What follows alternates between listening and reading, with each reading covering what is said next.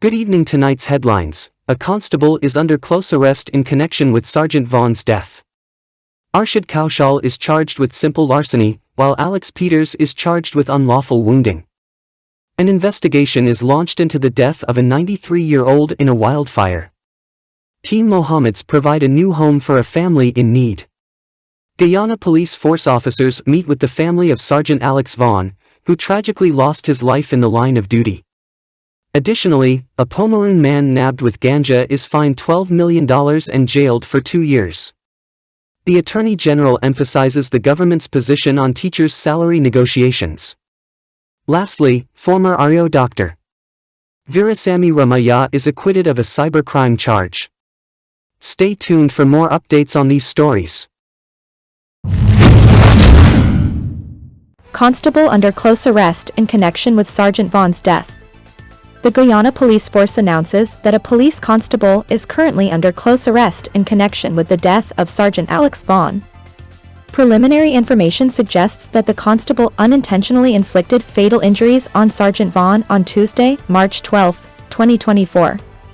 As a result, the constable is assisting with the ongoing investigation. Commissioner of Police, Mr. Clifton Hicken, has directed a thorough probe into the circumstances surrounding Sergeant Vaughn's death. The investigation is being conducted by the Office of Professional Responsibility, OPR, and is under the supervision of the Chairman of the Police Complaints Authority. The Guyana Police Force assures the public that every effort is being made to ascertain the facts of the case and ensure transparency and accountability throughout the investigative process.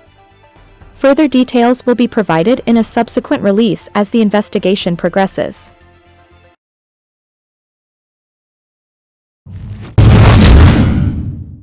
Arshaad Kowshall charged with simple larceny. Arshaad Kowshall, an 18-year-old laborer from Reliance, Essequibo Coast, has been charged with the offense of simple larceny, allegedly committed against Sattai Nareen, a 63-year-old resident of Lot for Kapoi Compound, Essequibo Coast. The incident is said to have occurred between November 4, 2023, and November 6, 2023, at the Ana Regina Market, Essequibo Coast.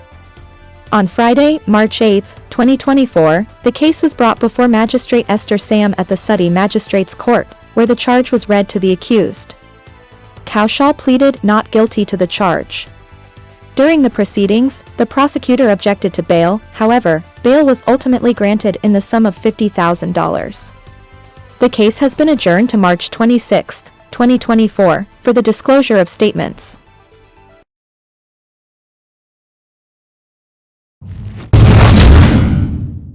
Alex Peters charged with unlawful wounding.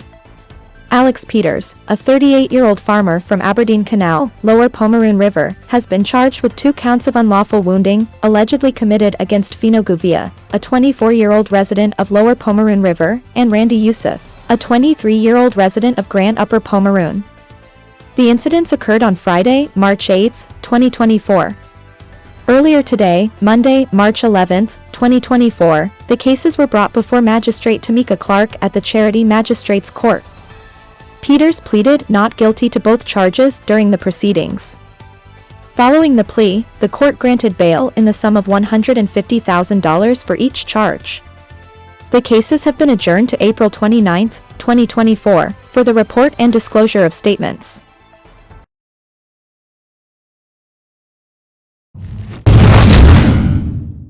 Investigation launched into death of 93-year-old in Wildfire. Authorities are currently investigating the tragic death of Alexander Josephine, a highly esteemed member of the Parakis village community in the Northwest District. Mr. Josephine, aged 93, lost his life in a devastating wildfire that occurred on Tuesday. The incident unfolded at approximately 12:30 HRS on an open farmland area adjacent to Parakis Main Road, according to reports from the Guyana Fire Service. Mr. Josephine had left his residence around 9 o'clock HRS to tend to his farm, but by 1300 hours HRS, his family received distressing news of severe burns sustained while on his farm, ultimately leading to his untimely demise. Upon receiving the alert, emergency services rushed to the scene, where they found Mr. Josephine lying motionless with burns covering his body. Despite efforts to save him, medical professionals at the Kamaka District Hospital pronounced him dead upon arrival. Authorities have initiated a thorough investigation into the circumstances surrounding the wildfire, with the body of Mr. Josephine placed in the hospital mortuary pending a post-mortem examination. The fire department has extended heartfelt condolences to the grieving family and friends of Alexander Josephine during this difficult period. They emphasized the importance of vigilance during the dry season, urging residents to monitor their lands for any signs of potential wildfires and to take proactive measures to mitigate risks. Residents are advised to create defensible spaces around their properties, develop evacuation plans, and refrain from outdoor burning of garbage or grass, which can rapidly escalate into uncontrollable fires during dry conditions. For further information or to report any fires or fire hazards, the public is encouraged to contact the fire service at 912. Our thoughts and prayers are with the family and loved ones of Alexander Josephine as they navigate this tragic loss.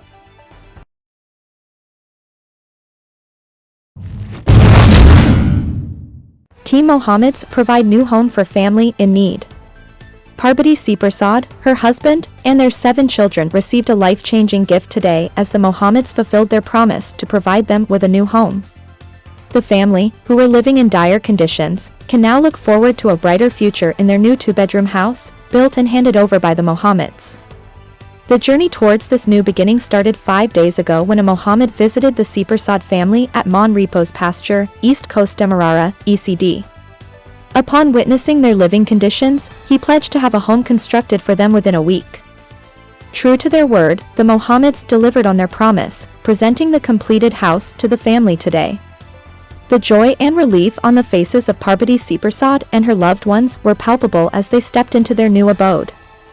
Expressing his satisfaction and pride in being able to make a positive difference in the lives of others, the businessman reiterated the importance of maintaining their new home and ensuring they never find themselves in such a difficult situation again. The Seepersad family's plight came to light when they reached out to Team Mohammeds for assistance after being given notice to vacate a relative's house. Moved by their situation, the Mohammeds swiftly intervened, providing not only shelter but also food and clothing to the family in need. Witnessing the transformation from hardship to hope, the Mohammeds reaffirmed their commitment to giving back to the community and uplifting those in need.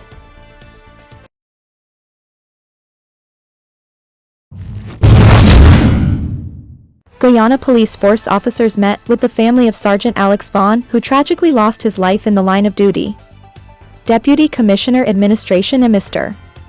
Calvin Brutus, along with Commander Regional Police Division No. 3 Assistant Commissioner Mahendra Sinarine, Welfare Officer Superintendent Allison Moore, and Second-in-Command, Region No. 3, Woman Superintendent Shellen Daniels, joined by Pastor Leroy Levins and other officers and ranks of the Guyana Police Force, convened this morning to meet with the grieving family members and relatives of the late Sergeant Alex Vaughn, who tragically lost his life in the line of duty.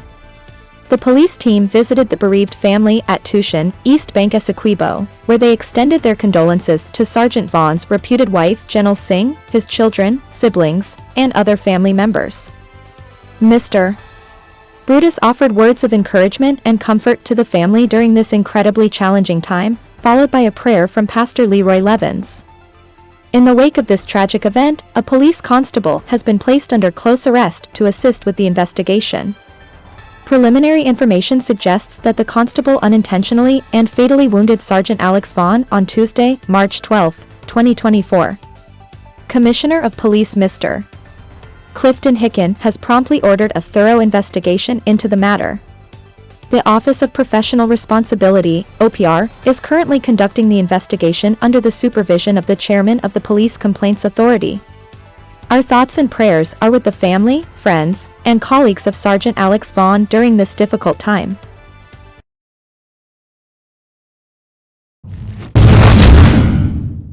Pomeroon Man nabbed with ganja fined $12 million, jailed for 2 years. Naresh Ramdeen of Jack Low, Pomeroon River, faced the consequences of his involvement in drug trafficking on Wednesday when he was fined $12 million and sentenced to 2 years in prison. The judgment was delivered by Magistrate Esther Sam at the Anna Regina Magistrates Court, Region 2, Pomeroon Subpoena, after Ramdeen was found guilty of trafficking narcotics. The charges stemmed from an incident last year when Ramdeen, along with Stephen Mohammed of Coffee Grove, Essequibo Coast, was apprehended along the Essequibo coast with approximately 30 pounds of marijuana. Customs Anti-Narcotic Unit, CANU, personnel intercepted a hire car carrying the two individuals at Charity, Region 2. Upon searching the vehicle in their presence, CANU officers discovered 12 brick-like parcels containing suspected marijuana. Following their arrest, Ramdeen and Mohammed were taken to CANU headquarters, where the suspected narcotic was tested and weighed. The substance was confirmed to be imported marijuana with an approximate weight of 30 pounds and a street value of around $5 million. While Mohammed's legal proceedings are not mentioned in the provided information, Ramdeen's conviction serves as a reminder of the legal consequences individuals face for involvement in drug trafficking. It's essential to continue efforts to combat drug-related activities to ensure the safety and well-being of our communities.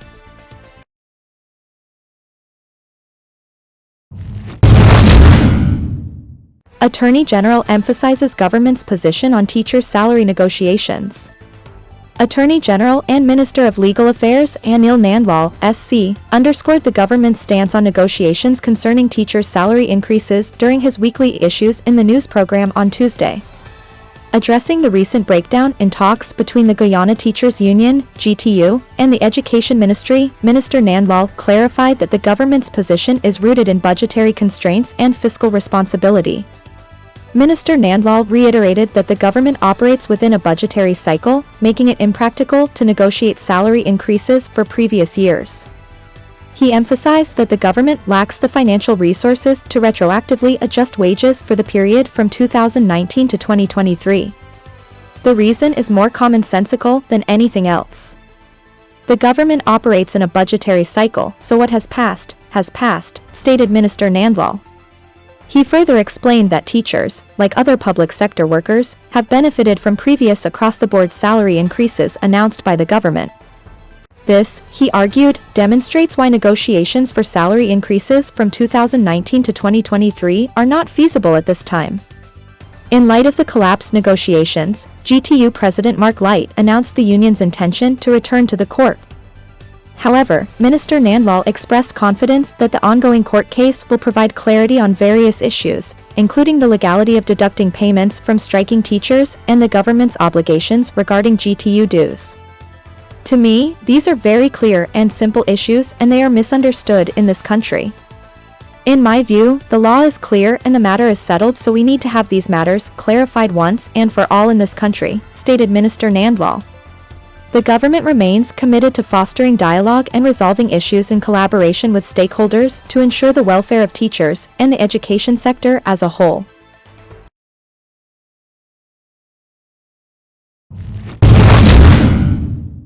Former REO Dr.